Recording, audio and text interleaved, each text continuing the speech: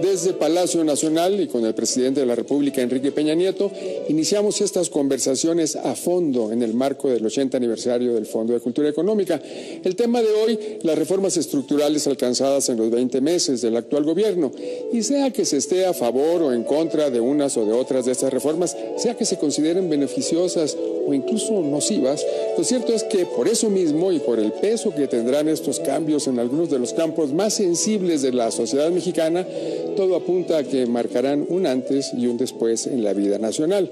Fíjese, desde 1934 el Fondo de Cultura Económica ha historiado el devenir de México y el mundo.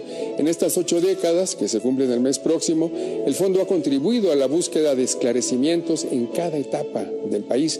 Y en el marco de este aniversario está convocando encuentros de investigadores y hacedores de políticas públicas para analizar aspectos centrales del presente nacional e internacional.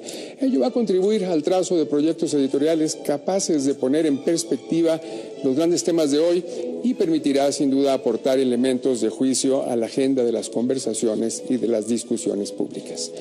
Y para este primer ejercicio vendrán otros. Vaya nuestro reconocimiento a la buena disposición de este selecto grupo de comunicadores de diversos medios mexicanos que inician con nosotros esta experiencia. En orden alfabético, Pascal Beltrán del Río, director editorial de Excelsior y conductor de titulares de la noche de Excelsior TV. Ciro Gómez Leiva, conductor de Ciro Gómez Leiva por la mañana de Radio Fórmula y autor de la columna La Historia en Breve de Milenio. Pablo Iriart, conductor de Informativo 40 de Proyecto 40 y autor de la columna Uso de Razón del Financiero. León Krause, conductor de Noticias de Univisión 34 y autor de la columna Epicentro de la Universal. Denise Merker, conductora de Punto de Partida de Televisa y autora de la columna Atando Cabos de la Universal. Y Lili Telles, conductora de Informativo 40 de Proyecto 40 y de los programas Cámara Libre y Mitos y Hechos de Televisión Azteca.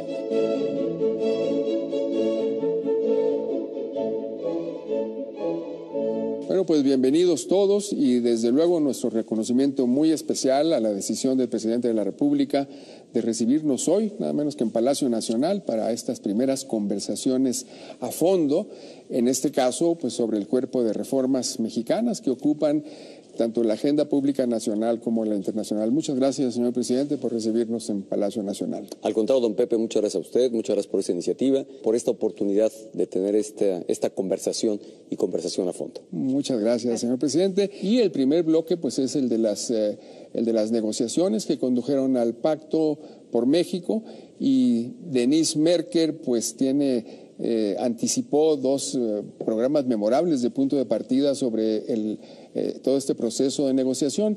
Cuéntanos, Denise, ¿qué falta ahora de que nos responda el presidente una vez que han terminado este proceso, digamos, en su fase legislativa de las reformas? Gracias, Pepe. De entrada, felicidades al Fondo por los 80 años y muchas gracias, Pepe, por la invitación. Buenas noches, presidente. Y de entrada, pues veníamos de un largo periodo de polarización. Surge el pacto de forma bastante sorpresiva, digamos, para los observadores, y se mantiene durante todo este tiempo. Ya terminaron las reformas y ya vienen las elecciones. Estamos en ese periodo. Imaginamos que viene entonces otro tipo de interlocución con los partidos políticos. ¿Regreso a la polarización, presidente? Mira, yo creo que, Denise, creo en primer lugar que el Pacto por México fue siendo un espacio extraordinario que acreditó madurez política de todas las fuerzas políticas o de las principales fuerzas políticas que fueron quienes signaron este pacto, un acuerdo sobre temas específicos a trabajar, a partir, sin duda, de una parálisis que el país había observado de hacía ya varios años, desde 1997, que ningún partido político por sí mismo tenía mayoría en el Congreso, y que a la fecha es así. En consecuencia, nuestra democracia, creo yo, más consolidada y más fuerte, nos llevó a encontrar mecanismos que permitieran hacer acuerdos. Y eso fue justamente lo que ocurrió con el Pacto por México, una voluntad cedida de todas las fuerzas políticas y del Gobierno de la República para anteponer intereses particulares propios de partido, de gobierno, en aras de construir acuerdos y consensos.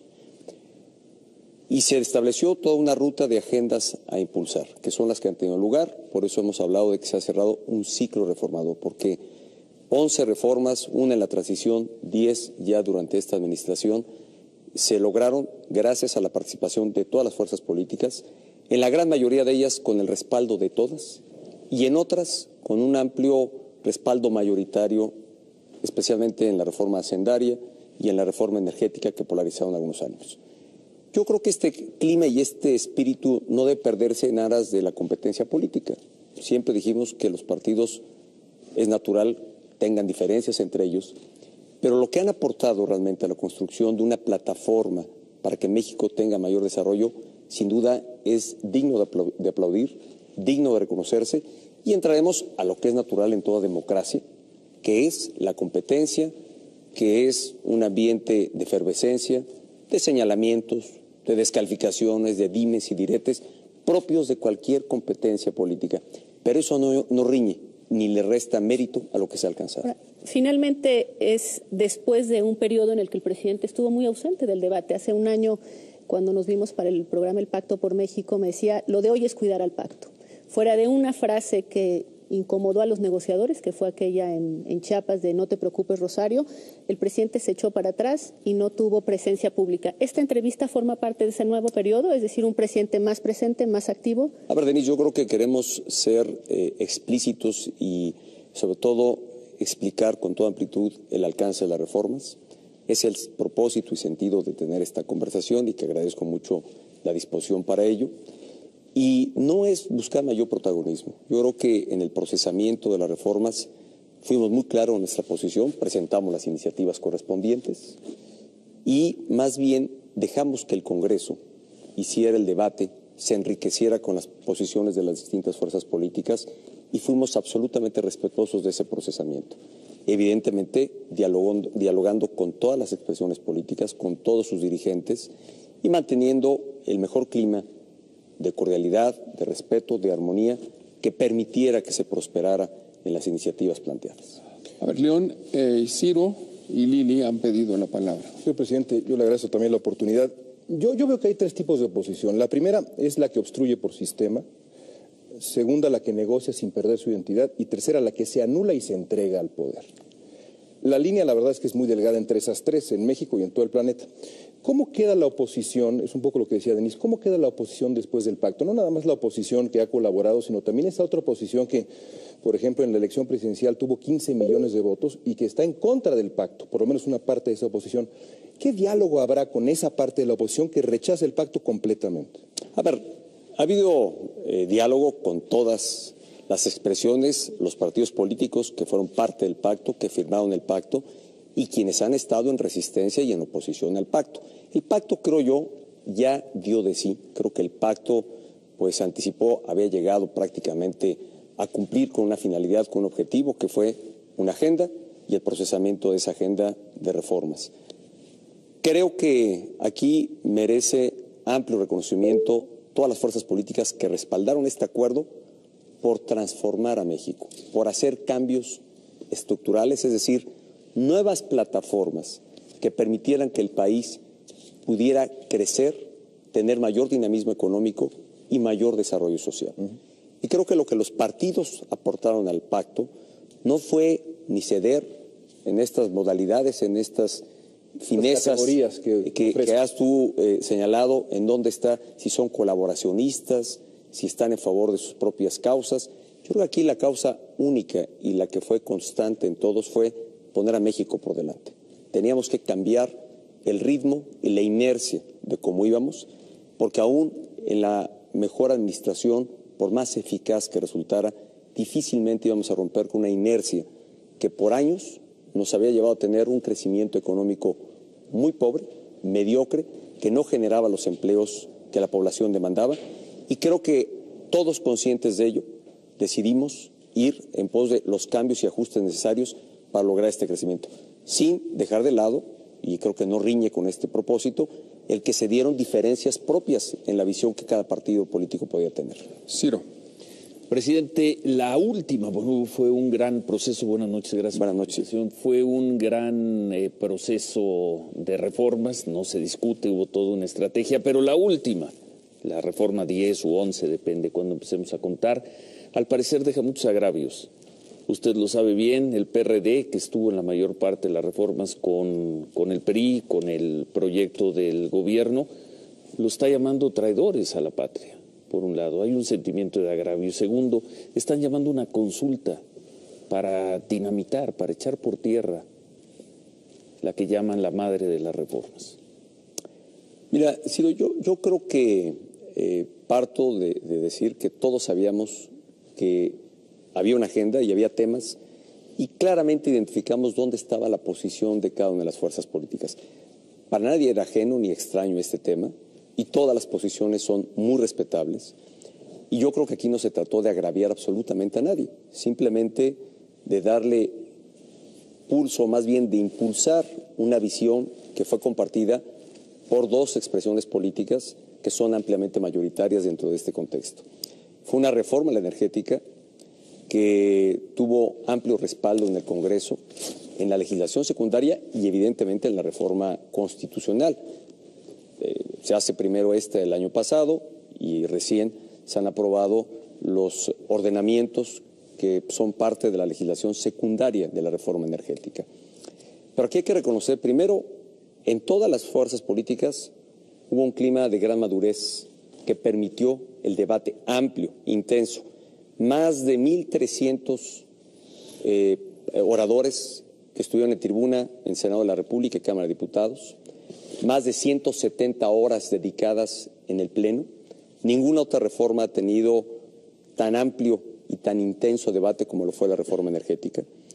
Y al final de cuentas creo que no se agravió, más bien prosperó la idea que encontró o el proyecto que encontró un amplio consenso.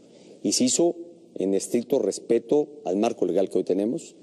Y por eso, con respecto a la consulta es un tema que está previsto en la Constitución. Y es una consulta que nunca se ha hecho en México porque no era una modalidad que estuviera inscrita.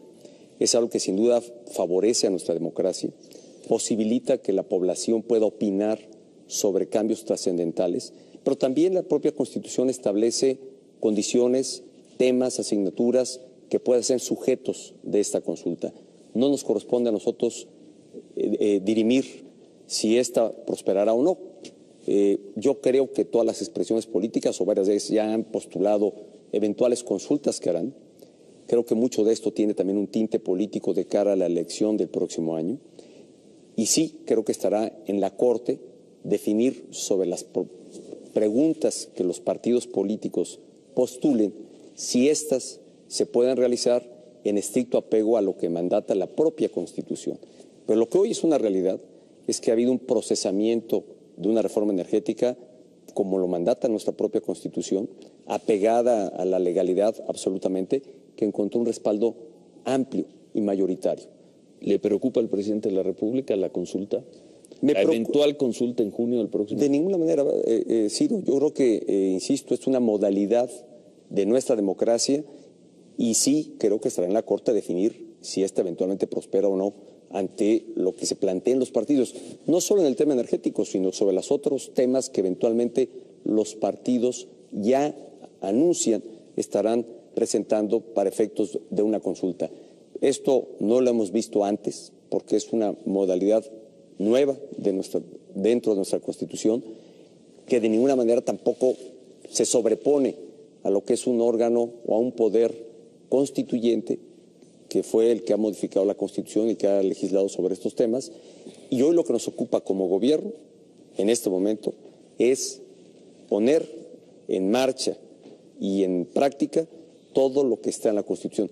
Esa es la obligación que tenemos como gobierno de hacer vigente lo que hoy está en las leyes. Presidente, no tienen la mayoría, nada más rápidamente, no tiene mayoría entre la población en la reforma energética. 65% en las encuestas dicen no estar de acuerdo con la forma en que se hizo la reforma energética. ¿Delicado o no delicado? Pues mira, yo pondría en duda este tipo de señalamientos. A ver, yo he visto muchas encuestas, unas que muestran mayor aprobación que en otras, y yo no creo que sea la forma de medir una reforma. Creo que además habrá que esperar los beneficios que tenga la reforma para entonces tener un pulso real sobre si la gente está o no en favor de la reforma. Yo estoy convencido, yo tengo una absoluta convicción y por eso el respaldo a esta reforma, de que sin duda es algo que va a deparar grandes beneficios para los mexicanos. Va a detonar empleo, va a detonar energías más limpias, va a permitir que insumos energéticos sean más baratos, como la luz y el gas, y no porque lo estemos postulando a cambio de encontrar el respaldo a la reforma energética. Más bien, esto resultará o será consecuencia de la aplicación de la reforma energética. Que la luz, que el gas sea más barato, porque tendremos aquí mayor producción de gas natural, podremos utilizar este insumo para la generación de energía eléctrica y es una consecuencia. No es que lo estemos ofertando a cambio de que la gente le dé respaldo a una reforma energética. Es consecuencia de la generación de empleos, un sector energético que va a tener mayor desarrollo en el país, va a demandar empleos. Por eso he anunciado que la Secretaría de Educación Pública, conjuntamente con CONACYT, deberán establecer un programa para preparar y capacitar a nuevos profesionistas que la industria energética, la que esté creciendo y formándose en el país, va a demandar. Hoy solo lo teníamos en la industria del toros mexicanos, que es Pemex, que es una empresa que se mantiene, es una empresa ahora productiva del Estado, que es la denominación que le ha dado la propia Constitución. Y algo que vale la pena aclarar. La reforma energética de ninguna manera, y aquí sí quiero puntualizar, le quita al Estado mexicano y a los mexicanos la renta y la propiedad de los hidrocarburos. Lo que estableció la reforma energética es cómo aprovechar y cómo explotar de mejor manera esa riqueza que está en el subsuelo de nuestro país. Porque si esperamos que Pemex por sí mismo y solo Pemex pudiera extraer esa riqueza, sabemos que no lo íbamos a lograr. En los últimos 10 años, las inversiones que Pemex ha realizado en exploración y en explotación han sido cada vez mayores. Y sin embargo, el resultado ha sido que tenemos una producción menor, casi en 1 millón de barriles menos. Nuestra producción diaria llegó a ser de 3.4 millones, hoy es de 2.5. Y apenas yo tendría dudas si al cierre de este año llegaremos a alcanzar este nivel de producción.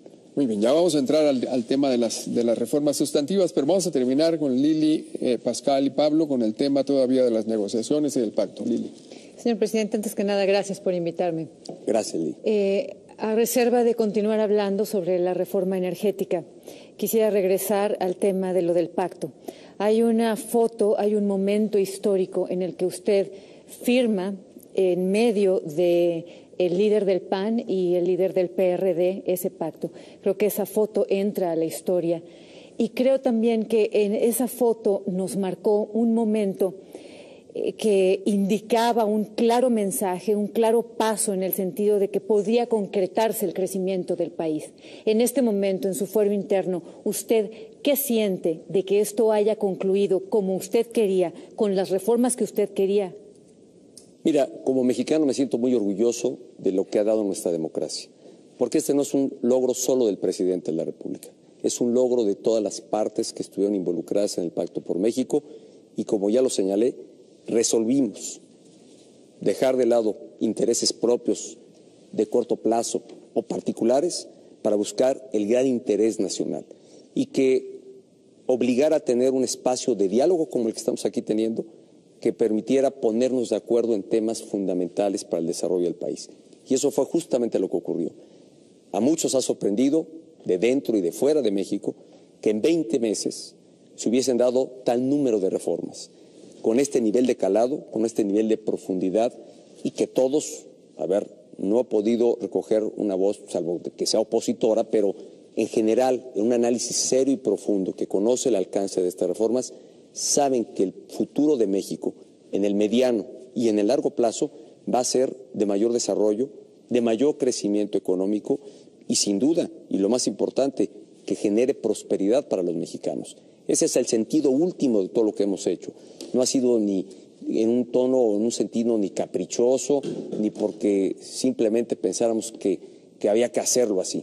Es algo que nos llevó a ponernos de acuerdo en temas fundamentales y tengo firme convicción en mi fuero interno y públicamente lo he señalado, que es algo bueno para el país. Pascal. Señor presidente, buenas noches. Pascal. Le decía usted a Denise hace un momento que el pacto ya dio de sí y creo que es algo que se puede constatar en las declaraciones de los partidos políticos. Le preguntaría si ya dio de sí el esfuerzo reformador, si hay en la agenda del presidente, del Ejecutivo, un deseo de hacer más reformas, y tendría que preguntarle, si es así, cómo piensa lograrlo. Hay países donde el presidente o el mandatario hace abiertamente campaña a favor de su partido en unas elecciones como las mexicanas intermedias. ¿Usted aspira a que el partido de gobierno tenga mayoría en la Cámara de Diputados la próxima legislatura? Bueno, son dos preguntas prácticamente, Pascal. Yo distinguiría de dos momentos.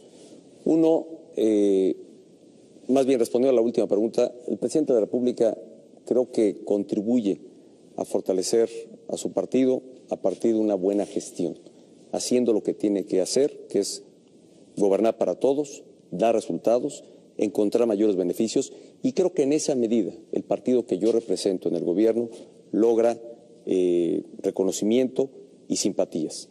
Lo segundo, yo creo que hay que distinguir de dos momentos. Primero, el de las grandes reformas, y al que ya he hecho referencia, ese ciclo ha concluido, porque estas fueron las reformas que advertimos eran las de mayor trascendencia e impacto para lograr crecimiento económico y desarrollo social. Esto no riñe y distingo de este ciclo reformador de la dinámica normal y regular de todo gobierno, que en el paso y en su dinámica cotidiana tiene que ir actualizando y modernizando el marco normativo en el que actúa o en el que actúan las instituciones del Estado mexicano, o ante iniciativas que permitan asegurar que la gestión gubernamental sea más eficaz. Y creo que este tipo de reformas o este tipo de iniciativas las estaremos viendo pues, de manera regular y de forma, yo diría, por distinguir de este momento reformador, ordinaria. Esto continúa y no se cierra, pero sí lo distingo y lo marcamos, las grandes reformas que para esta administración era fundamental llevar a cabo, las que iban a dar al país y le han dado ya una mejor plataforma para poder crecer económicamente y asegurar condiciones de más bienestar para más mexicanos, se han logrado y se han alcanzado. Ahora, el gran reto como gobierno es, y lo he señalado, pasar de la ley, de lo que está escrito en la ley, materializarlo en los hechos y en las realidades. Y esto se irá materializando de manera gradual. No ocurre de la noche a la mañana. La propia legislación y las propias reformas establecen tiempos, ritmos, y aquí lo importante es estar a la altura de cumplir cabalmente con esos tiempos. ¿Usted ve un pacto 2 en el futuro? Yo creo, y a lo mejor anticipando, ahora que abordemos las reformas, que la reforma política establece condiciones y sobre todo incentivos para lograr acuerdos en el futuro entre las fuerzas políticas. La reforma política prevé, dentro de las modalidades de régimen de gobierno, la coalición, los gobiernos de coalición. Esto sin duda es un incentivo para que se generen acuerdos, tengan nombre o no. Lo importante es que hay una figura ya dentro de la reforma política que no se tenía, que incentiva a que haya coaliciones, unión de fuerzas políticas para lograr propósitos comunes. Ahí estamos apuntando ya a un tema importante. Parece. Sí. Del pacto pasaremos a las coaliciones, creo. Pablo. Presidente, buenas noches. Pablo, buenas Para noches. mantener a los partidos sentados en la mesa del pacto, hubo que ceder en cuestiones fundamentales. Pienso en dos. Una, la reforma fiscal, que parece una concesión al Partido de la Revolución Democrática, que se ha señalado ha dañado o ha frenado el crecimiento económico en una época difícil. Y la segunda, desaparecer el IFE, que era una institución que sí funcionaba, y hacer una reforma de contentillo para quienes jamás que van a perdedores que nunca van a aceptar su derrota. A ver, yo creo que en los acuerdos alcanzados todas las partes involucradas cedieron en alguna posición, en alguna pretensión. Algunas que eran irreductibles, pero algunas que eventualmente se convirtieron en puntos de negociación.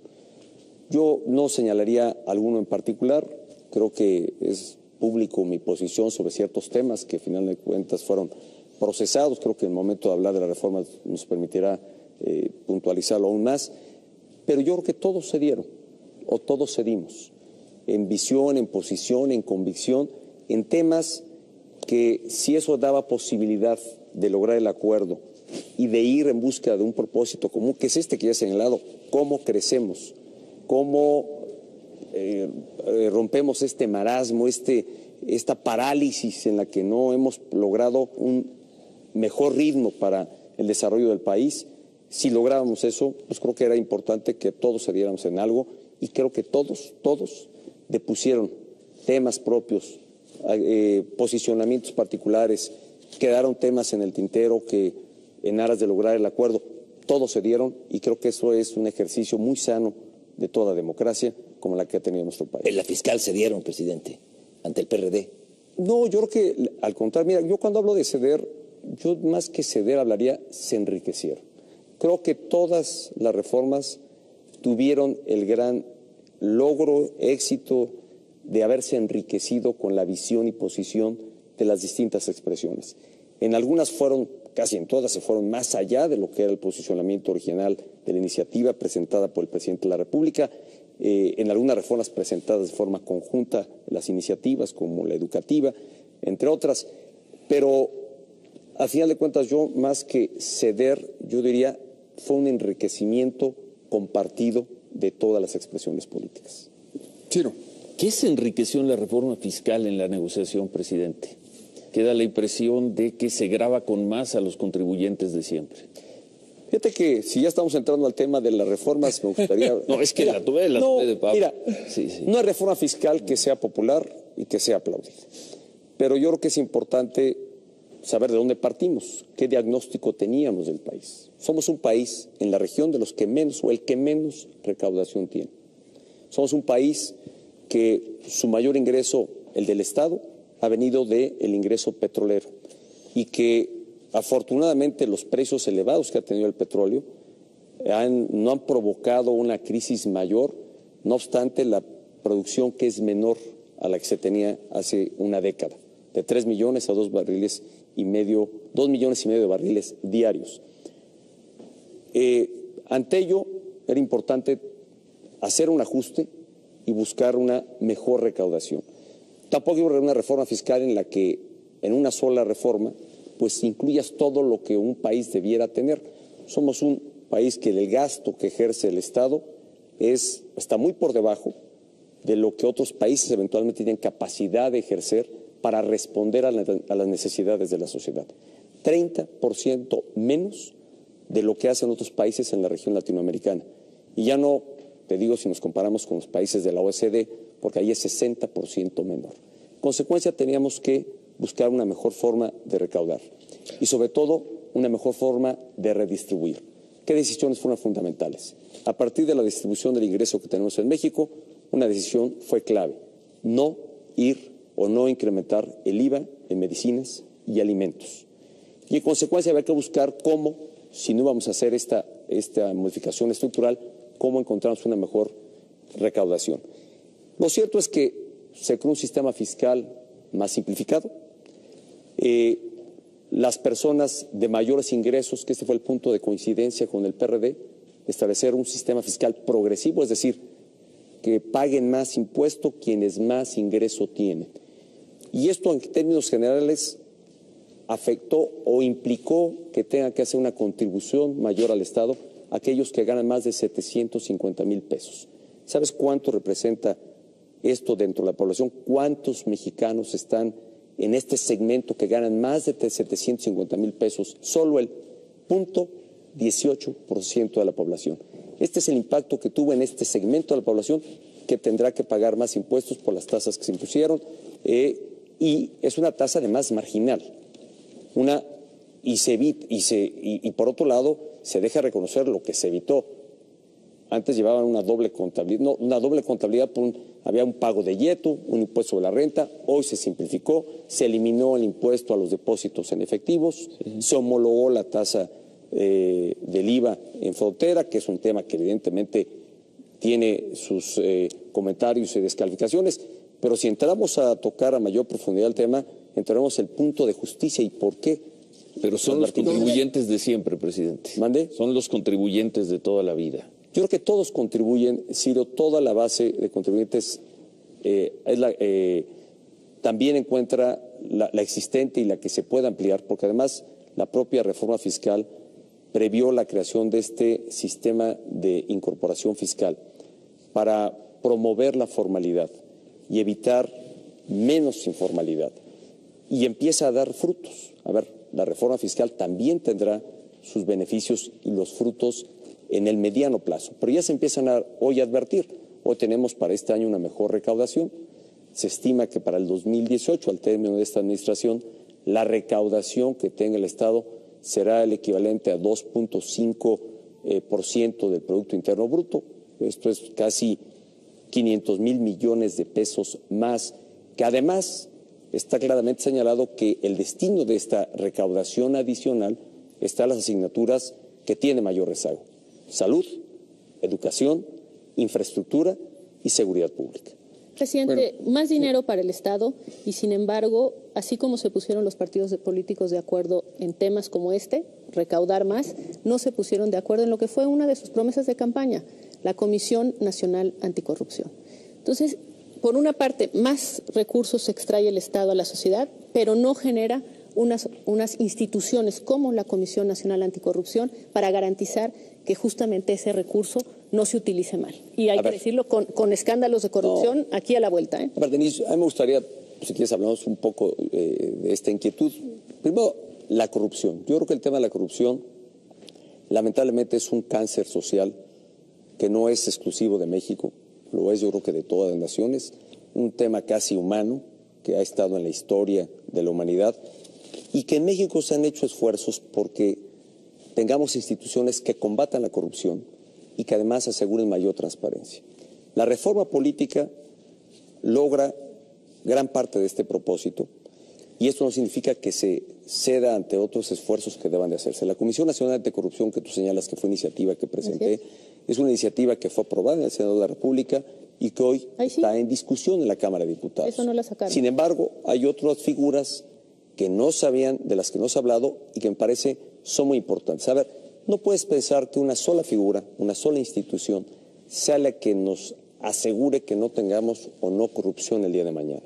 Yo creo que mucho de esto tiene que ver con un cambio cultural, tiene que ver con ajustes y con un marco legal que sancione no solo conductas de corrupción dentro del servicio público, sino también dentro del sector privado.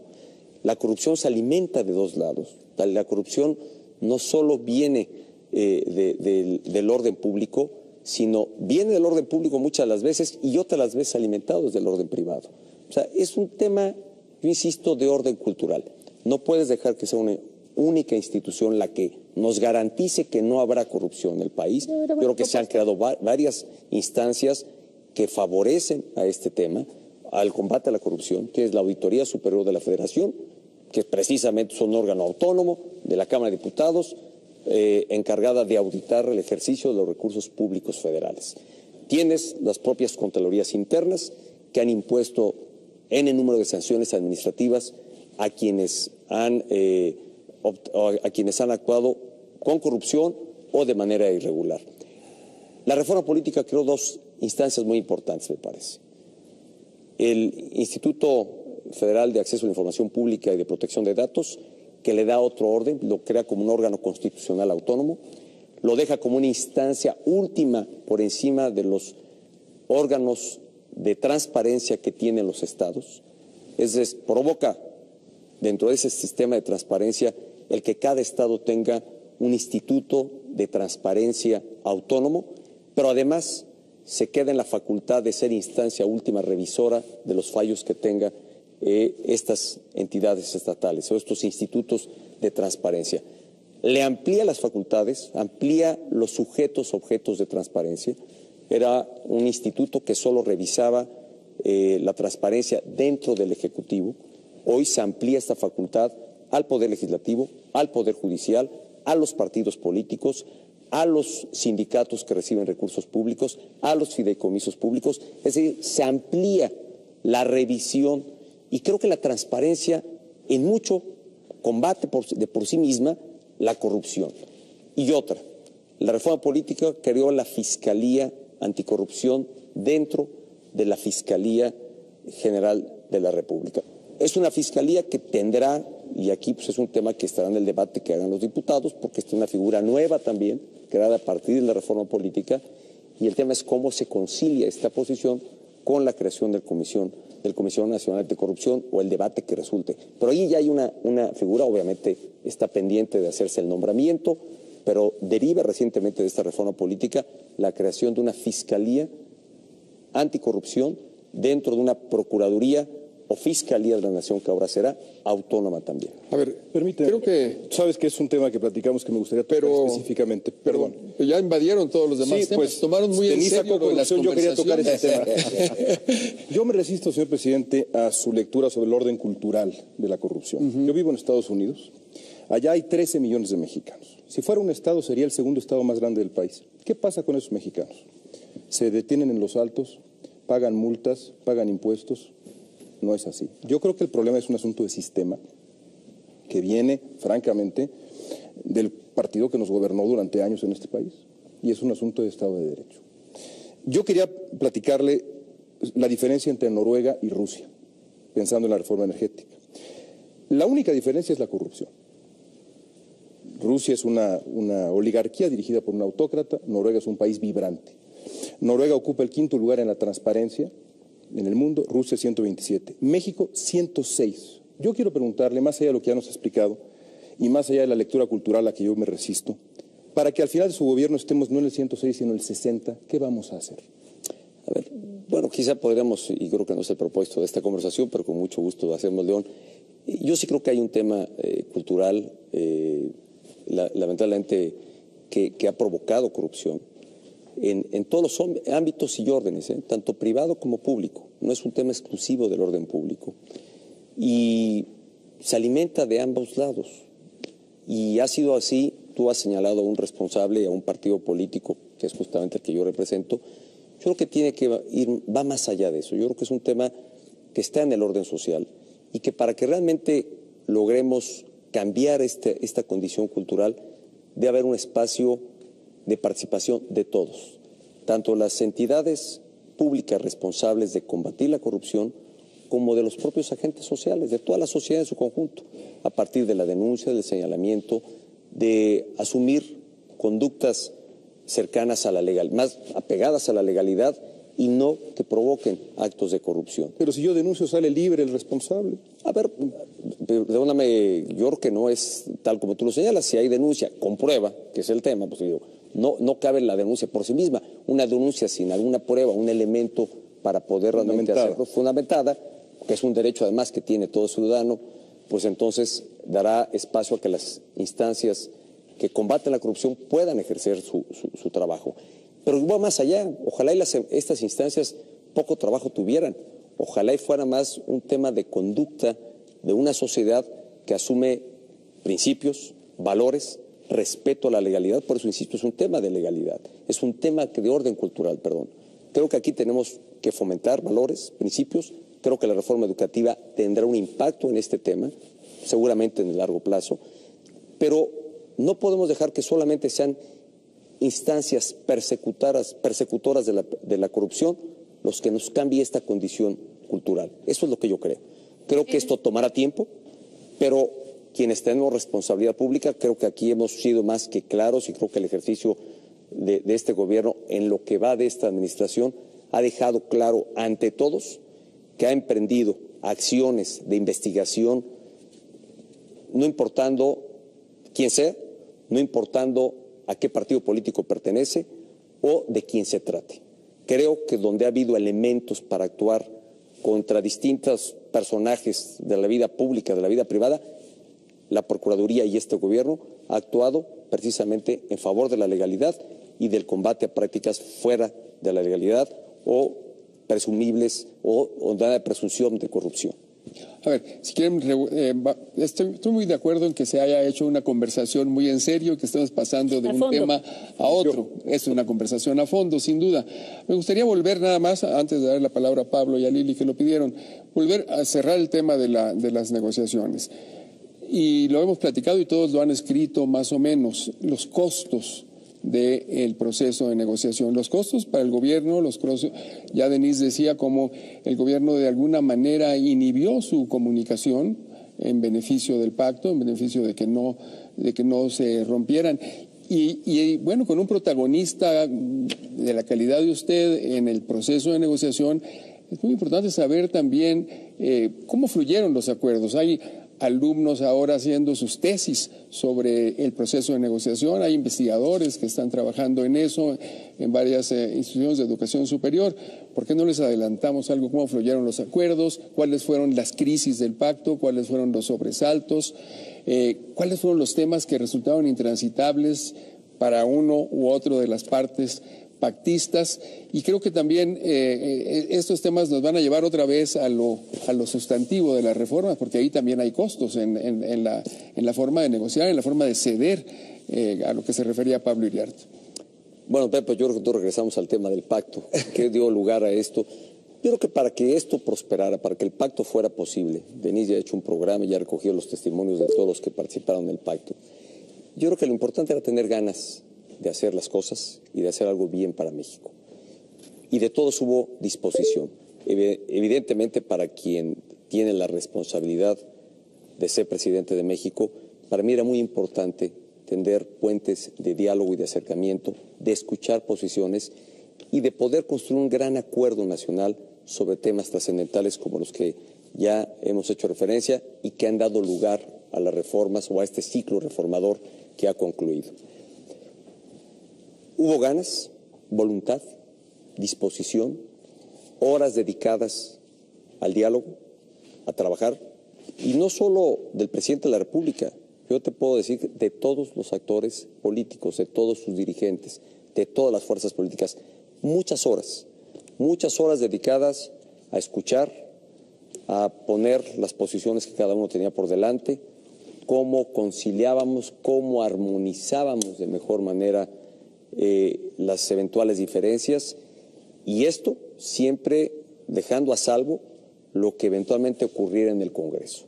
El Congreso era el responsable y único responsable de procesar las reformas, y ahí todavía aún más se enriqueció o hubo apuntes sobre lo que ya aparentemente se había consensado entre los actores que suscribieron el Pacto por México. Pero, ¿qué hizo posible todo esto? Tener disposición y ganas y dedicarle mucho tiempo. Muchas horas. Yo estoy seguro que los actores entre sí se reunieron muchas veces. Yo tuve oportunidad de reunirme con los dirigentes y con miembros de los partidos políticos, de los distintos partidos políticos signantes del pacto, varias ocasiones, por separado, juntos. Hablamos de esto y del otro, sabíamos y reconocíamos claramente dónde iban a estar nuestras diferencias en algún punto, pero no por eso cejamos, no por eso dejamos de avanzar en temas que a todos nos ocupaba y que todos queríamos que prosperara. A ver, pero también están los costos, está la reforma ¿no? educativa, está la reforma en telecomunicaciones, ahí está la reforma en competencia económica, la reforma financiera. Todas estas tuvieron amplio, muy amplio, y creo que llegamos al punto de abordar. ¿Y qué beneficios traerán? Bueno, ya empiezan a observarse los beneficios de varias de estas reformas, empiezan a ver, pero es cierto que todo esto va a tomar un mínimo tiempo de instrumentación, que es de lo que estamos justamente ocupándonos y trabajando. A ver, pero el costo que estábamos hablando con Denise, con Pablo, está entre otros los niveles de aprobación de la gestión del presidente, ¿verdad? Lo hemos estado platicando. Usted sacrificó el capital político que traía de ganar la elección presidencial en aras de un pacto. Su aprobación está por debajo del 50%, es lo que leemos. ¿Cuál es el límite? ¿O en el diseño está la entrega del poder el 2018? Mira, Pablo, yo creo que hoy estamos satisfechos de lo que se ha alcanzado, que es la conclusión de estas reformas tan importantes, en mi convicción, y necesarias para el país. Creo que el rostro del país estará cambiando en los próximos años. Creo que seremos testigos de ello. Y yo dejo muy claro, porque además varios de ustedes que me han entrevistado en otras ocasiones, yo he señalado, a ver, la responsabilidad de ser presidente y la responsabilidad de conducir un gobierno no puede ser con un objetivo de estar bien evaluado y bien calificado en las encuestas. Es asumir riesgos, asumir costos en aras de lograr cosas que al país le sirvan y le proyecten hacia un mejor futuro. Y eso es justamente lo que ha ocurrido. No he pensado ni en la popularidad del presidente, no he pensado en las siguientes elecciones, he pensado en el futuro de México. Y eso es lo que ha motivado el que hayamos hecho todas estas reformas. Y me siento verdaderamente muy satisfecho, porque creo que ha sido un gran logro no del presidente, un gran logro para México. Y en el tiempo, yo dejaré que el tiempo sea el que califique y la sociedad sea la que califique, evalúe a partir de los resultados y los beneficios que en el tiempo se estarán observando ante la sociedad mexicana. Presidente, en el futuro se dirá que en el sexenio del presidente Felipe Calderón no se pudo aprobar una serie de reformas y en este sí. Alguna vez conversamos del tema cuando era usted presidente electo y me decía que hay un gran mito en que el PRI no apoyó las reformas de Calderón, que aprobaron 190, pero creo que hay una que sí, en la que valdría la pena detenernos, que es la energética. Yo no encontraría muchas diferencias de la propuesta que hizo en 2008 el presidente Calderón y fue enviada al Senado y finalmente la composición del Congreso y los personajes en el Congreso son los mismos. ¿Por qué en aquel momento no y ahora sí? ¿Fue una falta de capacidad del Ejecutivo de entonces o fue que las fuerzas políticas no tenían la disposición, incluyendo el PRI, la disposición de la que habla usted? ¿Por qué antes sí y ahora, por qué antes no y ahora sí? Mira, yo dejaré que la historia establezca el juicio sobre lo que se hizo en cada gestión. No tengo yo comentarios ni calificativos que hacer sobre lo que se ha hecho en el pasado, sí sobre lo que tengo responsabilidad, que es justamente esta administración, y creo que logramos hacer converger la participación, la voluntad y el interés de todos por hacer cambios de fondo a lo que el país necesitaba. Y será el tiempo el que diga, y sobre todo el que evidencie ante la sociedad mexicana estos beneficios. Yo me ocupo de lo que me toca a mí como presidente y claramente se ha evidenciado que se ha encontrado voluntad en todas las fuerzas políticas. Yo creo que también un tanto cansadas, Pascal, un tanto cansadas de esta parálisis que observamos desde hace casi 17 años. Desde 1997 ningún partido político logró una mayoría absoluta, es decir, más del 50% en la Cámara. No hizo posible que hubiera grandes reformas que desde entonces se intentaron, desde 1997, todavía con el presidente Zedillo. Lo mismo pasó con el presidente Fox y con el presidente Calderón. No pasaba lo que tenía que pasar. Y yo creo que todo esto pues fue generando quizá una mayor conciencia, un mejor ánimo, un mejor ambiente, que fue lo que propició afortunadamente el Pacto por México, y aquí yo solamente tengo reconocimiento porque eso hizo posible todas estas reformas que, insisto, los beneficios los vamos a estar observando en el tiempo. Lili, nos quedan unos minutos para este bloque.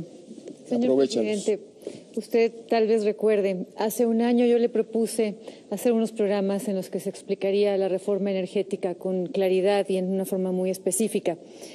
Lo que no le dije a usted en aquel momento fue que una de mis razones para hacerlo, además de estar convencida de que la reforma era necesaria, una de mis razones era que yo me preguntaba cómo usted, señor presidente, se arriesgaba a apostar todo su capital político, cómo se arriesgaba a que se le fuera a llamar hasta antipatriótico al proponer la reforma energética. ¿De dónde sacó el valor? ¿Qué fue lo que lo animó? ¿Cómo apostó todo, señor presidente? Pues, a ver, Lili, más que hacerlo de manera personal, yo creo que fue un ambiente y fue una convicción personal de que sí era posible hacer una reforma energética. A partir simplemente de estar viviendo una nueva circunstancia y una nueva realidad en el mundo entero. México se estaba rezagando. Era el único país en donde no ocurría una reforma energética cuando sí ya había pasado en Brasil, que le deparó crecimiento, combatieron la pobreza, se generaron empleos, llegaron mayores inversiones, como siguen llegando, sigue siendo Brasil el principal destino de inversión extranjera, precisamente por la reforma energética. Lo mismo pasó en Colombia, solamente por hablar de los países de esta región, y México no pasaba nada. Y lo que sí nos estaba ocurriendo es que estábamos perdiendo capacidad de producción de petróleo, no estábamos explotando otros recursos energéticos como el gas natural, estamos importando hoy en día 30% del gas que se consume en el país. Y evidentemente pagando por ese gas un precio mayor al que tuviéramos que pagar si aquí lo produjéramos. El gas natural en Estados Unidos es bastante más barato, estás hablando de $3, $4 aproximadamente. Hoy el gas que importamos debe costarnos, ese 30% que tenemos que importar, debe costarnos del orden de $15. por unidad de gas natural que esté importando. En consecuencia, yo creo que ante este escenario pues era evidente que tenemos que hacer un ajuste. Los otros países lo hicieron. ¿Por qué México no? Por esta historia que nos acompañaba de que no podíamos aprovechar nuestros recursos con participación y con inversión y con capital de riesgo del sector privado, que solamente tenía que hacer el gobierno. Cuando nos excedimos en esto, porque podíamos hacerlo pues contratando crédito, cuando nos endeudamos precisamente para ampliar nuestra capacidad de producción en los años 80, ya todo México sabe qué pasó después de eso. Tuvimos sobreendeudamiento y tuvimos una de las peores crisis económicas que hayamos tenido en nuestro país. Entonces, pues esa era una opción y a la que no quisimos recurrir. Pero sus antecesores lo sabían, lo que usted acaba de decir, y no se atrevieron. ¿Por qué usted sí se atrevió a apostar todo su capital político por esta reforma energética que creo que es la más importante? Pues mira, yo creo que se había intentado. Que transforma el país. Yo creo que se había intentado y sin embargo no había prosperado. Aquí Pascal decía en ese momento, ¿por qué antes no y ahora sí? La verdad es que no tenía una respuesta única a tal pregunta. Hoy lo que sí es un hecho es que se logró un acuerdo, todas las expresiones participaron, incluso yo hice reconocimiento en la promulgación de la legislación secundaria que reconocía a todos los integrantes del Congreso de la Unión más allá del sentido de su voto, porque lo que sí posibilitaron todas las fuerzas políticas, las que estaban a favor y las que estaban en contra, fue un amplio debate sobre la reforma energética, muy amplio, la que más se ha debatido en la historia reciente de nuestro país, la que más horas se han dedicado precisamente a su procesamiento, y se hizo, me parece, en un clima de gran civilidad y de respeto. No vimos tribunas tomadas, no vimos vacíos de parte de la izquierda que estaba en contra de la reforma, la vimos debatiendo, esgrimiendo sus argumentos y encontrando respuesta de parte de quienes estaban a favor de la reforma. Entonces eso hizo posible, más bien eso provocó que hubiera más de 1.300 oradores, tanto del Senado como de la Cámara de Diputados, que por 170 horas estuvieron debatiendo esta reforma. Bueno, nos vamos a tener que ir a un corte. Esto fue como de una hora, don Pepe. Tenemos que quedarnos, ¿no? Tenemos 50 minutos ya, se nos ha ido como agua, pero vamos a tener que regresar también con el debate, como si no lo hubiéramos tenido, sobre las reformas sustantivas, sobre el contenido propio de las reformas, tanto en su sentido general como en las específicas, en aquellas que consideramos más trascendentes, como se ha dicho aquí, y también las más controversiales. Este es el futuro, digamos, del país, el que se está discutiendo. Vamos a volver con estas conversaciones a fondo. Muchas gracias, don Pepe, muchas gracias.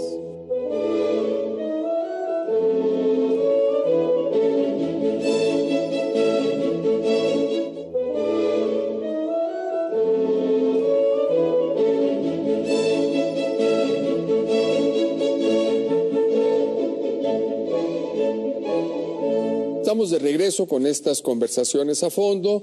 Vamos a seguir, mejor dicho, con el contenido de las reformas, primero desde una perspectiva de conjunto para luego pasar a cada una de ellas. Y yo quiero empezar con una provocación antes de darle la palabra a Ciro, que ya me la pidió, con una provocación para todos. Si hace 20 meses les hubieran dicho que 20 meses después se iba a aprobar convertir la Pemex y la Comisión Federal de Electricidad en empresas productivas, si hace 20 meses se nos hubiera dicho que se iba a quitar una camarilla sindical del control de la educación pública, si hace 20 meses ya entramos a los contenidos, se nos hubiera dicho que se iba a aprobar también el fin del monopolio en la telefonía, el fin de la concentración en la televisión con la licitación de nuevos canales.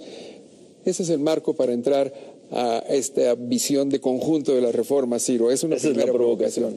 Bueno, la tomo y lo repito, lo he dicho en varias ocasiones y lo digo ahora con el presidente frente. La estrategia me pareció espléndida, una gran gestión política, lo he dicho en muchas ocasiones, lo reconozco. Ahora, usted ha dicho, presidente, los resultados no se verán de inmediato. Para entrar al fondo de las reformas, y se entiende, son reformas estructurales, tomaron muchos años. Pero ¿qué significa eso, presidente, de que los resultados no se verán de inmediato? Yo le pregunto como jefe de Estado, ¿en cuánto ve usted el ingreso per cápita de los mexicanos cuando termine su sexenio?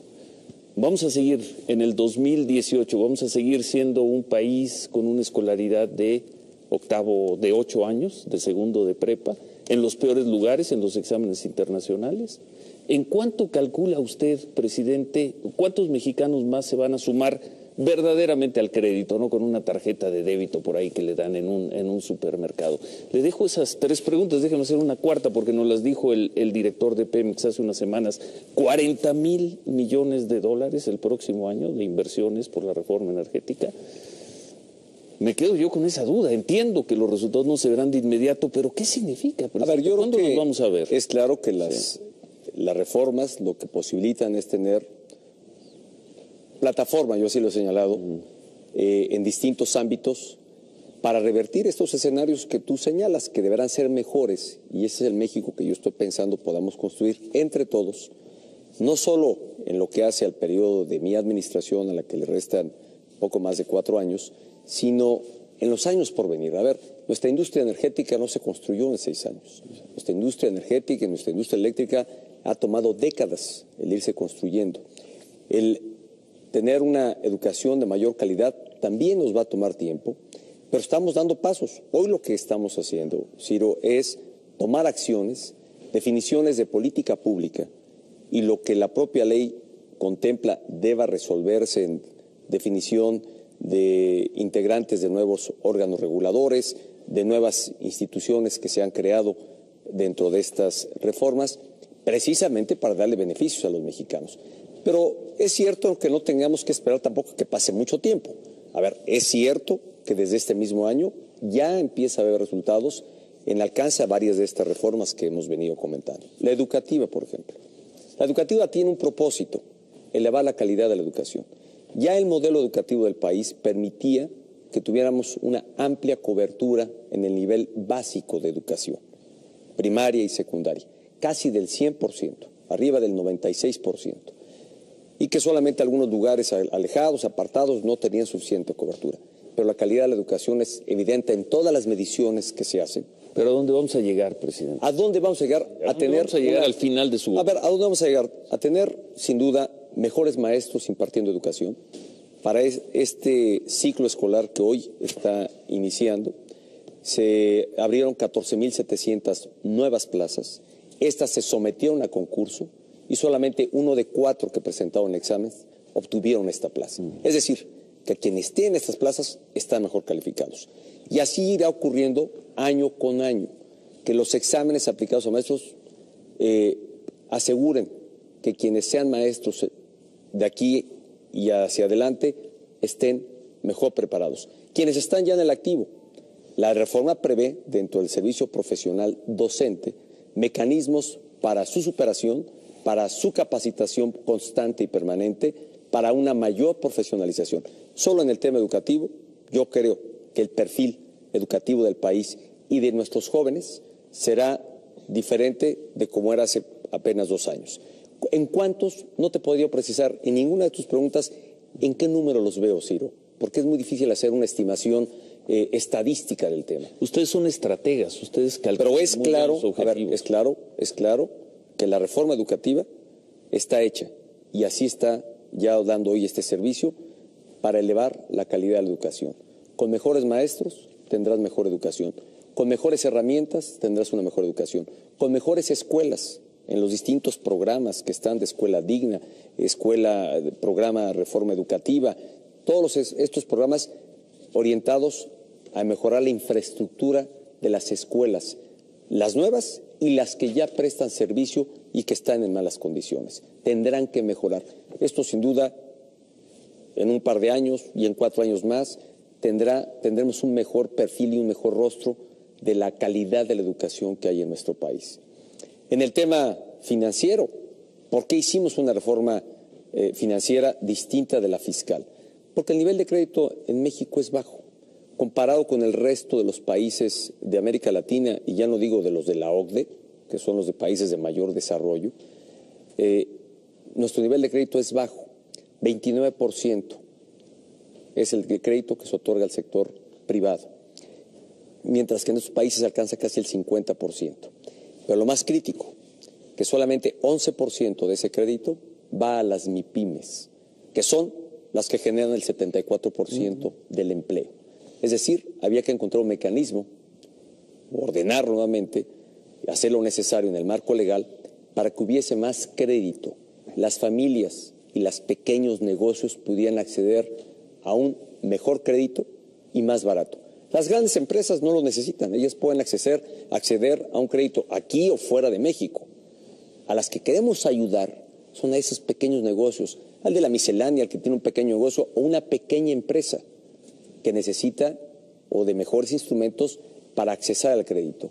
Otro derivado de la reforma, y con esto para no extenderme, de la reforma financiera, es el mandato que tiene la Banca de Desarrollo del Estado, que es la banca del Estado mexicano, que no solo es cuidar de sus activos, sino es promover el crédito, especialmente a las pequeñas y medianos negocios, con perspectiva de género, es decir, a las mujeres, promover crédito para las mujeres, promover el crédito hacia el campo. Ahí hay instrumentos de política pública que permitirán, y en los próximos días estaremos haciendo diversos anuncios, que son ya la aplicación de todas estas reformas precisamente a donde se requiere, en el campo, en las pequeñas y medianas industrias. Tenemos simplemente de aquí al mes de diciembre del orden de 36 nuevos anuncios que derivan de la propia ley y en programas o acciones de política pública, que es aterrizar las reformas a la realidad. Es, como yo he señalado, poner las reformas en acción. Pascal y Pablo. Retomando tu provocación, Pepe, yo mentiría si dijera que imaginaba hace 20 meses que habría una reforma energética que se negoció, como usted decía, presidente, por muchos años. Sobre todo, lo difícil de imaginar era que ocurriera sin problemas sociales, sin conflictos sociales. Yo, francamente, no veo conflictos sociales, pero sí veo dudas. Usted, señor presidente, y creo que todos los que estamos aquí somos de una generación en la que nos fomentaron el nacionalismo petrolero, nos hablaron de empresas que abusaron antes de 1938. ¿Qué garantía pueden tener los mexicanos que no vamos a volver a una situación así? ¿Tiene la ley las disposiciones para enfrentar a una industria pues que ya tiene muchísimos años de experiencia? ¿No volveremos a ver los abusos de antes de 1930? Mira, Pascal, yo creo que es importante primero dejar muy en claro en qué consiste la reforma energética, porque yo creo que entre las descalificaciones ha habido desinformación y yo creo que no ha habido precisión sobre el verdadero alcance y contenido de la reforma energética. Se le ha calificado de antipatriota cuando, al final de cuentas, y antinacionalista, cuando es una reforma que, insisto, preserva para el Estado mexicano, preserva para los mexicanos la riqueza que hay en el subsuelo. No se la da a nadie más, que es muy distinto de que para poder explotar esa riqueza se establezcan nuevos mecanismos. Nuestra ley, la reforma energética y toda la legislación secundaria prevé modalidades que recogen las mejores prácticas internacionales en este tema, mecanismos de mayor y absoluta transparencia. Quizá en esto fuimos a la vanguardia, además de las instituciones encargadas y que harán sujetas a Pemex, a CFE y a cualquier privado que participe en la explotación de los hidrocarburos, sujetos de la transparencia. Además, la propia ley establece, en materia energética, cláusulas de absoluta transparencia para que las deliberaciones y definiciones de la Comisión Nacional de Hidrocarburos se transmitan en tiempo real, las licitaciones que otorgue se discutan públicamente y se otorguen en tiempo real, para que haya transparencia en la explotación que se está haciendo de la riqueza del subsuelo. Aquí no se le está regalando absolutamente a nadie, ni se está cediendo en favor del sector privado. Se está apoyando, o el Estado se apoyará en el sector privado para poder hacer mayor inversión y explotar nuestros recursos, nuestros hidrocarburos. Y aquí hay un comentario adicional que parte de una convicción. Tenemos que aprovechar nuestros recursos energéticos justo cuando tienen valor y cuando se puede aprovechar en beneficio de los mexicanos. Hoy el petróleo vale, hoy tiene un precio más alto de lo que... ¿Cuándo va a ocurrir? ¿Cuándo dejará de tener el precio que hoy tiene? No lo sé, no soy adivino y no puedo predecir eso, pero lo que sí sé es que hoy el mundo está probando nuevas fuentes generadoras de energía, fuentes más limpias, como la luz solar, el viento, otras fuentes que van a venir a reemplazar en alguna forma al petróleo.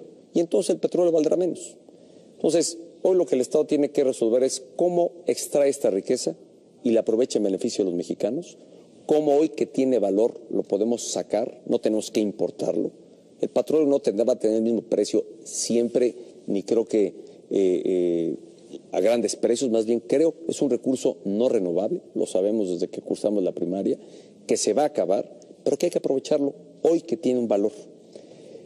Entonces, yo creo que la reforma energética, Pascal, regresando a tu pregunta, primero, preserva la riqueza en favor del Estado y establece nuevas modalidades para la explotación de este recurso y que va a tener en consecuencia los beneficios que aquí ya hemos compartido.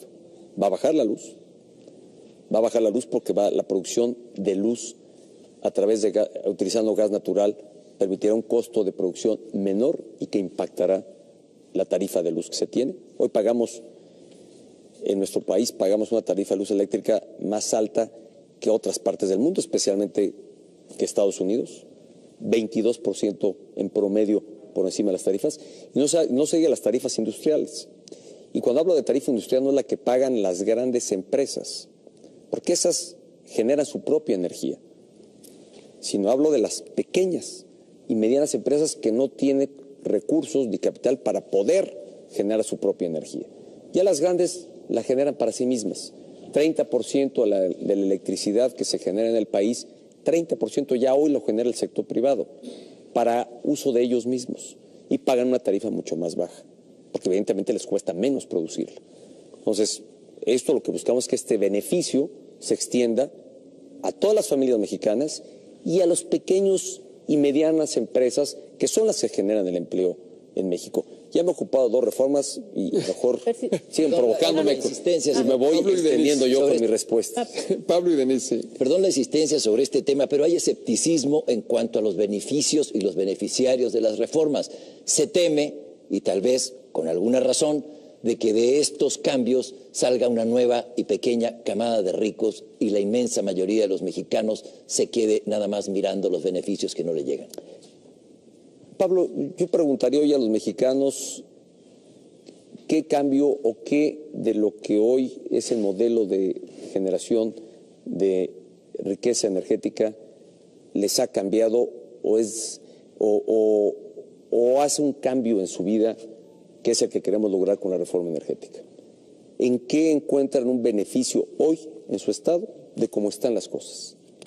¿Creen? Lo que hemos postulado es, creemos que lo que se ha cambiado, que el nuevo marco y modelo que estamos instrumentando sí va a cambiar la realidad de los mexicanos. Y a partir de que tenemos esta firme convicción, es que se ha establecido este modelo con parámetros, con el uso o la puesta en marcha de prácticas internacionales exitosas, incluso de mayor avanzada en términos de transparencia que las que se tienen en Noruega, que es un modelo a nivel mundial. Y yo creo que esto va a traer beneficios a los mexicanos. Porque la pregunta sería a la inversa. Hoy los mexicanos, ¿qué beneficio mayor encuentran ante este diagnóstico que hemos presentado? La tarifa de luz es alta, gas tenemos que importar, no somos autosuficientes y es caro, tenemos que importar fertilizantes que bien podíamos producir con gas natural.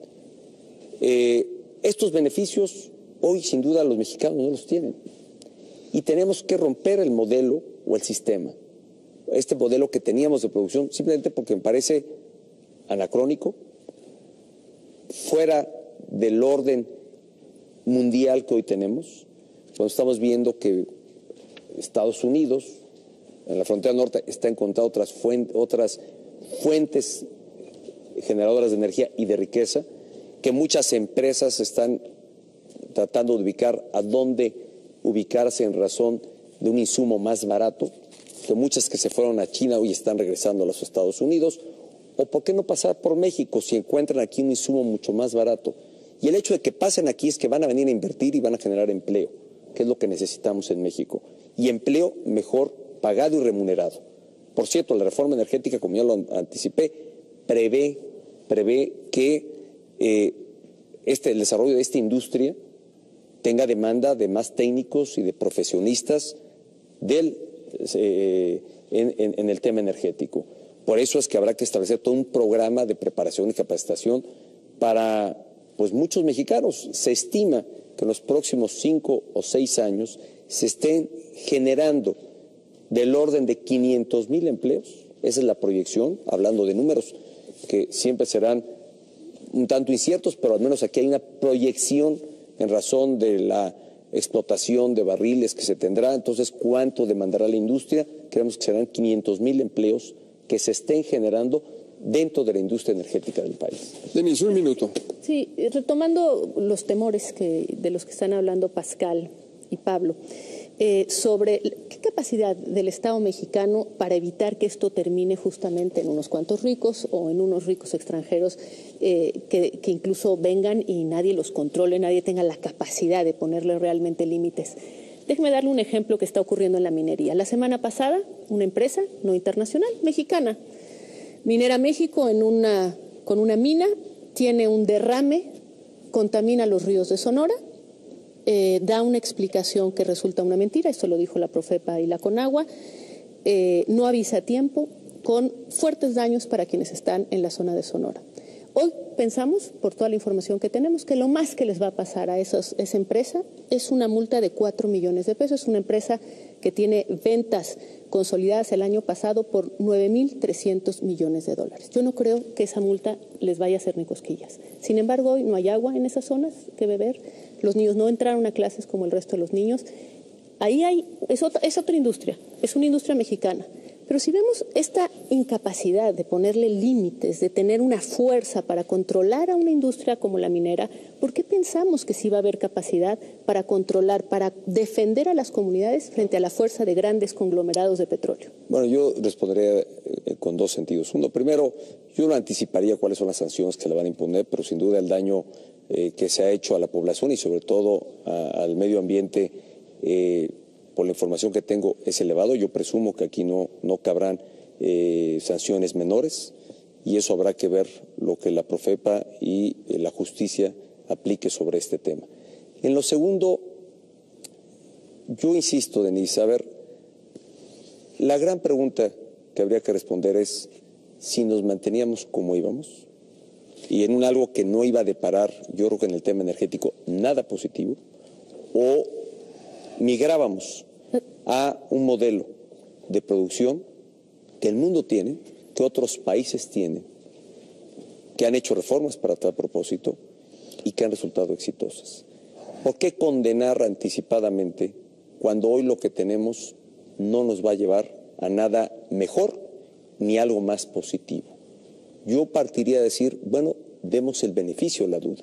¿Tendrá el Estado? Ya estamos condenando. Es una pregunta. Estamos ¿Hay capacidad reguladora? Anticipada. Yo creo que el Estado ha venido mostrando su mayor capacidad y su mayor fuerza en varios propósitos. Tienes una reforma en telecomunicaciones que se atrevió a ir contra los intereses y contra de 2 de empresas en el sector de las telecomunicaciones y de la radiodifusión con amplia concentración, y me refiero prácticamente a Telmex y me refiero a Televisa. También tienes que el Estado ha actuado o ha creado una instancia de competencia económica precisamente dándole más dientes, y cuando digo más dientes es mayor capacidad de imponer sanciones contra prácticas monopólicas de algunos agentes que, aprovechando esa condición, vaya en perjuicio de los consumidores, de la población en general. Aquí yo vuelvo a hacer, en respuesta a tu pregunta, la pregunta. ¿Queríamos seguir igual? ¿Podríamos mantenernos así? Y yo creo que en el futuro, quién sabe qué fuera de pararnos. Cuando vemos una producción petrolera cayendo, no obstante los altos precios hoy del petróleo, por eso no hemos tenido exabruptos mayores, porque no obstante que producimos menos, los precios se han elevado. Pero esto no pareciera fuera una constante, ni sabemos por cuánto tiempo. Y o encontramos una forma de aprovechar nuestros recursos, o simplemente no cambiamos. y seguimos exactamente igual. Vamos a tener la oportunidad de tener mayor competencia en la venta de gasolina, de importar gasolinas o quienes quieran importar gasolina, de hacer de Pemex una empresa mucho más eficiente, más transparente, más productiva, porque será lo que le dé pues mayor capacidad para competir frente a otras empresas que vengan a hacer lo mismo y que podamos tener, como lo vemos en otras partes del mundo. Pues ahora, si tomar el ejemplo de León Krause, que pone algunos ejemplos de países que tienen otro nivel, bueno, pues vemos que en alguna esquina tienes, o en alguna misma calle, tienes varios expendios de diferentes marcas de gasolina que compiten en precio y que eso va en beneficio de los propios consumidores. Aquí la gran pregunta es, o la respuesta a tu pregunta es una pregunta: ¿queríamos seguir igual o queremos cambiar? Nos vamos a ir a un corte, señor presidente, nos quedan unos minutos, porque vamos a volver ahora con lo que usted ha llamado las reformas en acción. ¿Cómo van a bajar estas reformas? Ya lo han preguntado acá. Pues ya hemos contestado. De estas zonas heladas de los decretos a la tierra caliente de la realidad. Volvamos con estas conversaciones a fondo en unos minutos.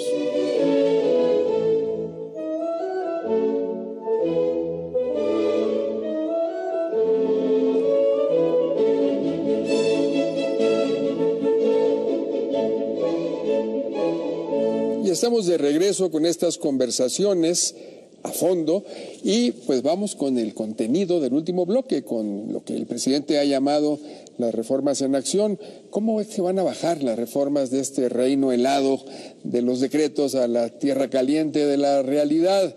La prensa pues ha sido muy entusiasta en general, la prensa global incluso, con la fase legislativa, con el éxito, pero al mismo tiempo ha recrudecido su escepticismo en las últimas semanas sobre cómo se van a operar estas reformas, si se van a operar con eficacia, con transparencia, si van a servir, como se ha dicho aquí, a todos los mexicanos.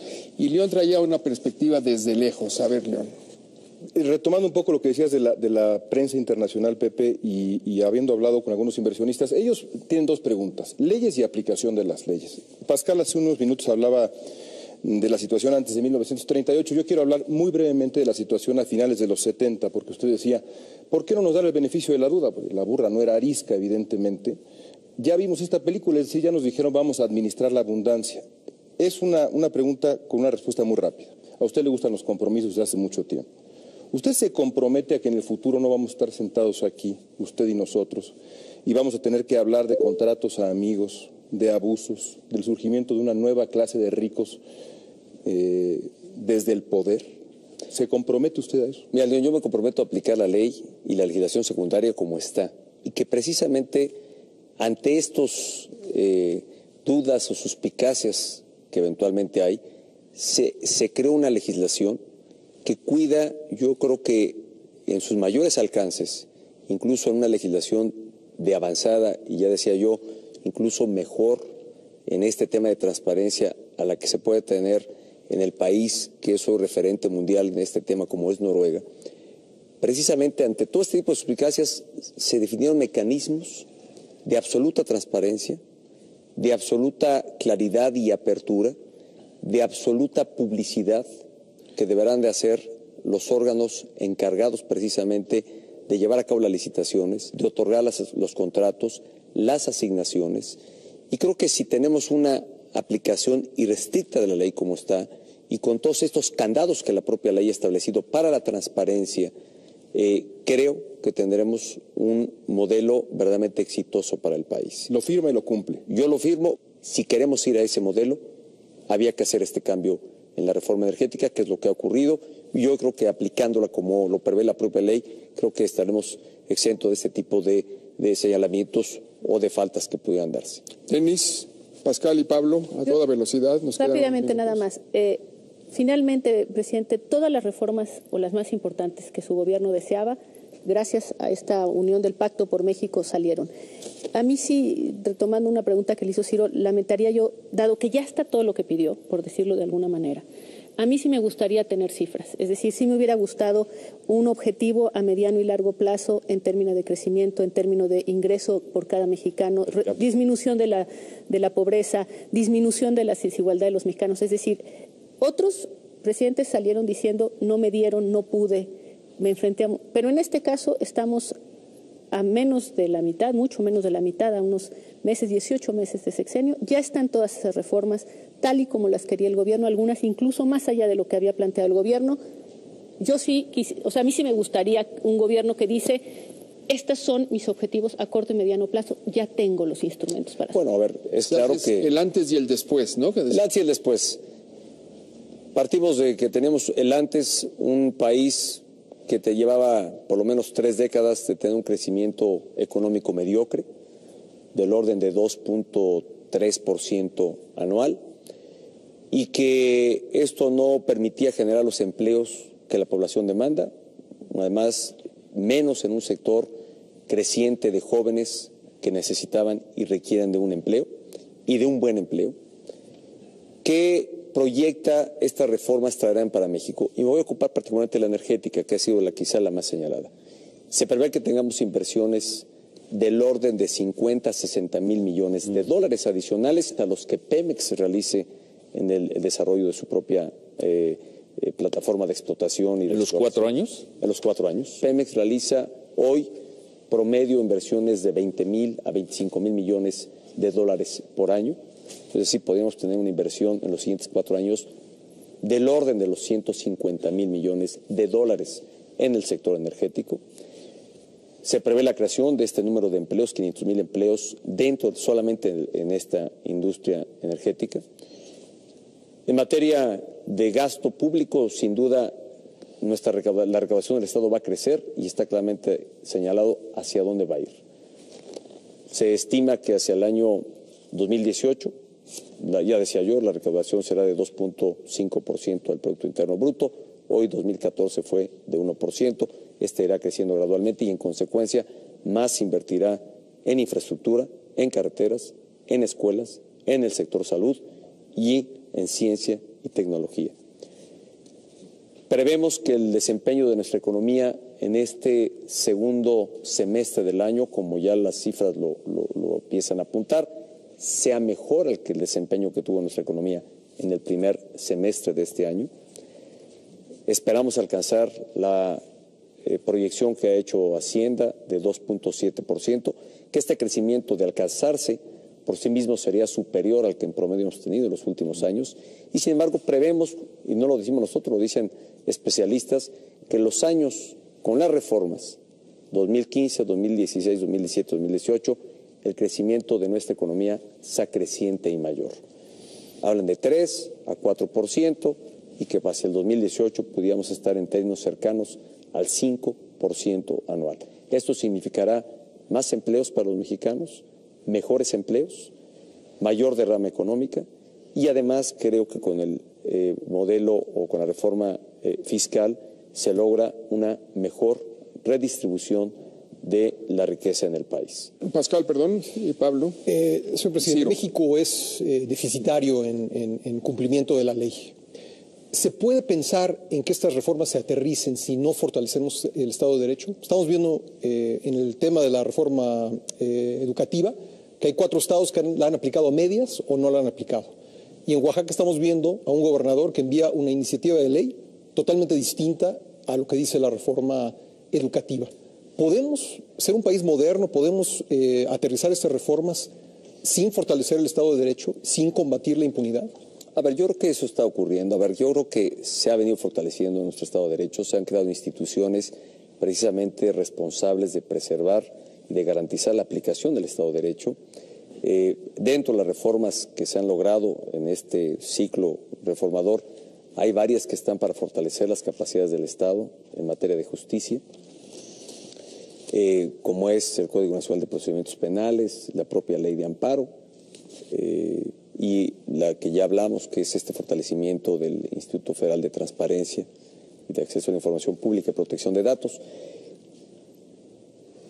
Es claro que a las reformas ha habido resistencias, Pascal, y las ha señalado los estados en donde las hemos observado, y lamentable, no por ello hemos cerrado el espacio de diálogo, de acercamiento, de recurrir a los mecanismos legales. A ver, no puede ser por la vía autoritaria, tiene que ser por la vía legal, que se ha recurrido cuando no se ha armonizado una legislación con lo que es el espíritu y alcance de la reforma educativa en todo el país. Lamento que Oaxaca en este propósito de transformación se vaya rezagando. El resto del país, ahí hubo exámenes, ahí se otorgaron plazas. Oaxaca entrará en otro ritmo a partir de esta resistencia que ha ofrecido y yo espero que se supere. Yo creo que el diálogo, el acuerdo, pues permitirá que esto vaya entrando. De lo contrario, pues será el Estado que vaya a la saga y se rezague con respecto al resto del país, en donde la reforma hoy ya tiene aplicación. Y si la reforma que eventualmente procese el Estado no está armonizada con la que está en el orden federal, pues obliga a que sobre ellos se interponga una controversia constitucional. Pablo. Presidente, en mi opinión sí hay un antes y un después de estas reformas. En México no va a ser igual después de estas reformas, pero también su gobierno. Pregunto, para esta nueva etapa que viene, ¿va a ser el mismo equipo de trabajo o va a cambiar caras? Yo no haría especulaciones de orden político, Pablo. Aquí lo que me ocupa y le ocupa al gobierno y a mí como presidente de la República es aplicar estas reformas.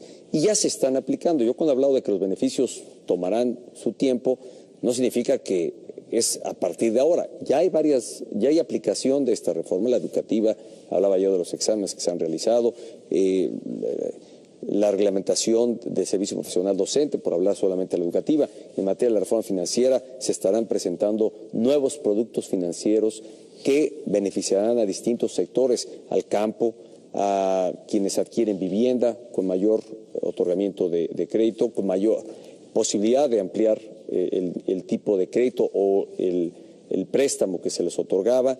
En fin, vienen varios productos y varios anuncios que estaremos haciendo que son aplicación ya de la reforma, en este caso financiera.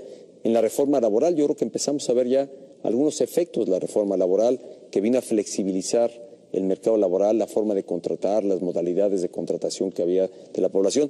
Y hoy estamos viendo cómo, aunque marginalmente, pero dentro de la población ocupada es menor la que reportaba INEGI, hoy es menor la que reporta INEGI que se encuentra en la informalidad.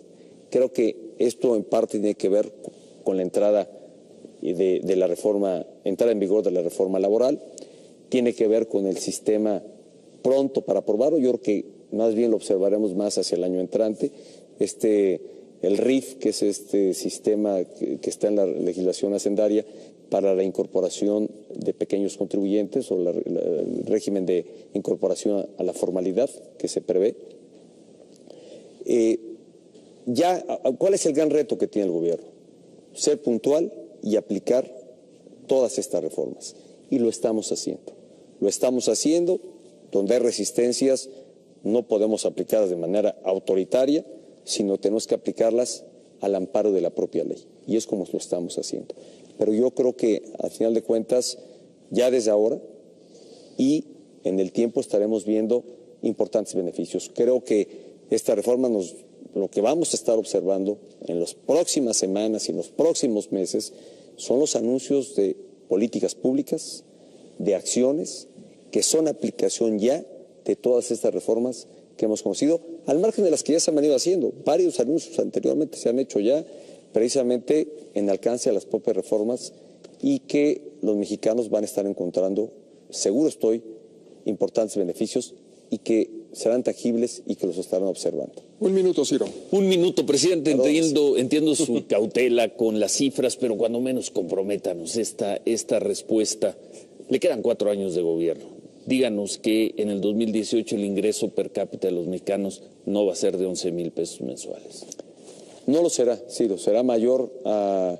Hoy el ingreso per cápita, aplicando la comparación que se hace de capacidad de compra que se tiene en cada país, es del orden de los $15,000 por año en el país. Yo estimo que podamos estar muy por encima de eso. Estoy seguro que el nivel, si las proyecciones de crecimiento económico derivadas de las reformas, como están previsto, como los analistas prevén, esto no es un cálculo solo del gobierno, sino que así se está analizando por el propio Banco Central o el Banco de México, por otros expertos. Pero el suyo, el de la Presidencia de la República. La nuestra es que tendremos una mejora en el ingreso per cápita. Creo que además la mejora que se hace en la redistribución del ingreso a partir de la aplicación de la reforma fiscal y de las políticas públicas y políticas sociales que sigue el gobierno, hay ya desde ahora una mejora en la redistribución del ingreso de 0.018 a 0.032, que es aparentemente poco, pero es prácticamente el doble de lo que se tenía anteriormente, cuando en general la distribución en países de mayor desarrollo, el que más puede estar en 1.2, es decir, todavía estaremos a 4 veces la distancia de aquellos que van más adelante, pero sí del doble de la que teníamos anteriormente. Esto sin duda nos permite anticipar que el ingreso per cápita será mayor, que el nivel de bienestar en México será mayor. Ese es el México con el que yo me comprometí, el que quiero alcanzar, y creo que si apuramos la aplicación de estas reformas y de todas las otras políticas, porque no todos son las reformas. También yo creo que vale la pena señalar que no todos son las reformas.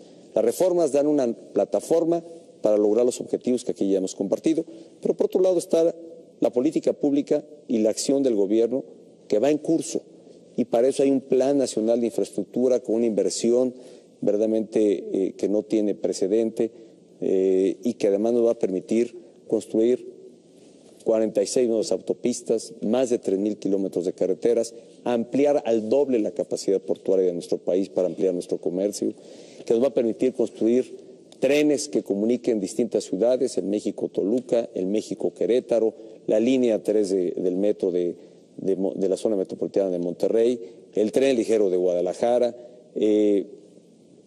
Vamos a tener otro rostro, es el rostro otro de un país moderno, con dinámica económica y sobre todo generando bienestar. El gran sentido de todo esto es lograr bienestar mayor para todos los mexicanos.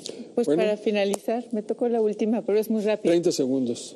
¿Para cuándo, señor presidente, ve usted un México con menor pobreza, con menor desigualdad y con mayor justicia social? Para allá desde ahora si aplicamos las reformas. Yo creo que gradualmente vamos a ir viendo una disminución de los sectores en pobreza y en marginación. Creo que la actuación del Estado con sus políticas de orden social deberá mejorar el nivel de bienestar a través de nuevos esquemas que permitan incorporar a quienes son beneficiarios de los programas sociales, que no solo quede en eso, sino que además encontremos mecanismos de incorporarles a la actividad productiva. Hoy queremos darle pleno seguimiento y apoyar a que toda esta gente en el mayor rezago y pobreza pueda incorporarse a condiciones de mayor bienestar. Muy bien, pues este ejercicio llega a su fin. Nos quedan otros actores públicos, académicos, otros comunicadores, desde luego con otros actores del ciclo reformador que culminó en el Pleno Legislativo. Por ahora, pues muchas gracias, señor presidente, por su hospitalidad, por su tiempo, por sus reflexiones, por sus informaciones, y muchas gracias a Pascal Beltrán del Río, Ciro Gómez Leiva, Pablo Iriart, León Krause, Denis Merkel, Lili Telles, y muchas gracias a ustedes por haber participado con nosotros en estas primeras conversaciones a fondo sobre estos temas centrales de la agenda pública mexicana.